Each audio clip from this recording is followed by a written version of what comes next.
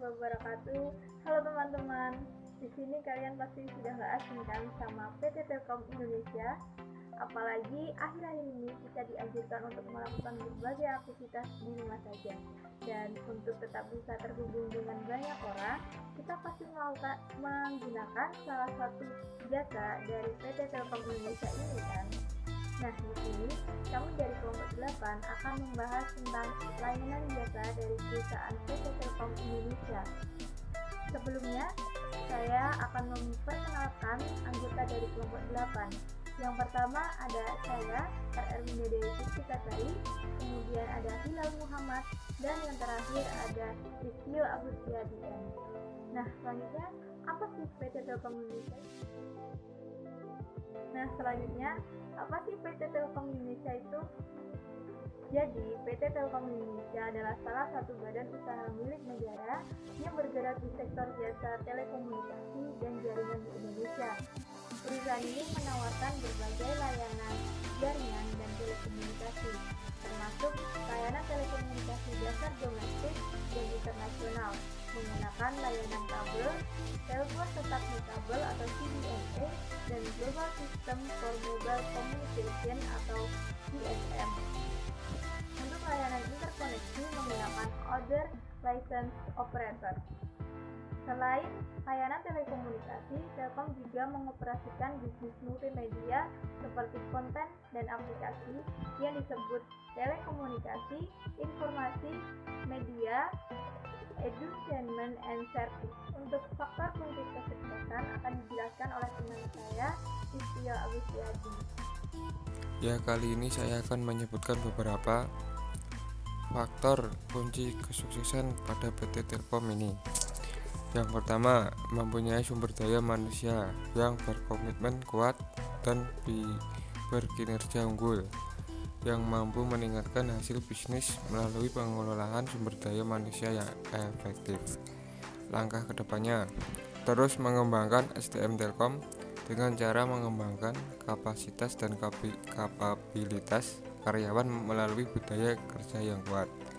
Yang kedua, perusahaan menyadari peningkatan produktivitas pada proses pelayanan merupakan salah satu faktor sukses untuk memperkuat daya saing perusahaan. Langkah kedepannya, mengidentifikasi seberapa besar tanggapan konsumen mengenai pelayanan yang diterima dan diharapkan oleh pelanggan. Yang ketiga, selalu mendengarkan dan berusaha memenuhi permintaan konsumen di era digital saat ini. Langkah kedepannya, bijak dalam menyelaraskan perusahaan untuk mencapai kesuksesan jangka panjang terkait transformasi digital saat ini. Untuk hambatan akan dijelaskan oleh teman saya, Hilal Muhammad. Berdasarkan hasil diskusi kami, PT Telkom Indonesia memiliki beberapa hambatan. Yang pertama, pemutusan kabel fiber optik di Surabaya yang berimbas ke Telkom Divisi Regional 5 Jawa Timur, Bali, dan Nusa Tenggara. Penyebabnya mayoritas karena proyek pedestrian di Surabaya. Action plan yang dilakukan PT Telkom Indonesia adalah Telkom mengerahkan petugas ke titik krusial fiber optik yang juga menjadi titik proyek pedestrian untuk berkoordinasi. Yang kedua, jaringan internet di daerah kecil, infrastrukturnya terbatas atau bahkan belum dibangun. Action plan yang dilakukan pada Telkom Indonesia adalah Telkom menggunakan jaringan mobile dari produk Telkom lainnya untuk mengatasi daerah yang infrastrukturnya masih terbatas dan menargetkan untuk segera membangun infrastruktur di daerah-daerah tertentu. Yang ketiga, persaingan antara perusahaan komunikasi yang lain, di mana tahun ini operator lain menyasar target ekspansi luar Pulau Jawa. Action plan yang dilakukan PT Telkom Indonesia, Telkom memperkuat infrastruktur backbone melalui jaringan kabel bawah laut jalur Southeast Asia, Middle East, West Eropa, dan jalur Southeast Asia, United States yang saling terhubung melalui Indonesia Global Gateway dan memperkuat bisnis layanan mobile dan fixed broadband. Perubahan ekonomi jasa. Yang pertama, yaitu kebijakan pemerintah. Kebijakan pemerintah yang mengeluarkan peraturan PSBB membuat orang-orang melakukan aktivitas dari rumah melalui media daring atau dalam jaringan. Yang kedua yaitu perubahan sosial. Saat ini perubahan sosial yang dialami yaitu orang-orang tidak bisa lepas dari gadget, terutama dalam beraktivitas di media sosial. Yang ketiga yaitu tren bisnis. Sekarang banyak pelaku usaha yang lebih mementingkan berjualan di toko online. Hal ini karena berjualan melalui online dianggap lebih mudah, lebih efektif, dan lebih sedikit dalam mengeluarkan biaya. Yang keempat yaitu ada kemajuan IT. Saat ini orang-orang dimudahkan dengan berbagai aplikasi yang dirasa mampu meringankan pekerjaan.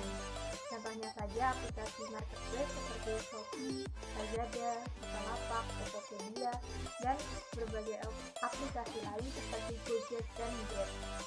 Yang terakhir yaitu globalisasi. Saat ini sangat mudah untuk berkomunikasi dengan orang-orang di berbagai penjuru dunia. Bahkan kita bisa saling bertukar gambar secara visual, tidak hanya melalui via suara saja saat berkomunikasi. Untuk kategori jasa akan dijelaskan oleh teman saya, Hilal Muhammad. Kategori jasa PT Telkom Indonesia. Menurut hasil diskusi kami, PT Telkom Indonesia termasuk dalam kategori information processing karena digerakkan dengan mesin otomatis dan memberikan jasa berupa aset tidak berwujud yang dapat dirasakan manfaatnya namun tidak terlihat. Demikian pembahasan yang dapat kami sampaikan. Ada kurang dan lebihnya kami dari kelompok 8 memohon maaf. Sekian, wassalamualaikum warahmatullahi wabarakatuh.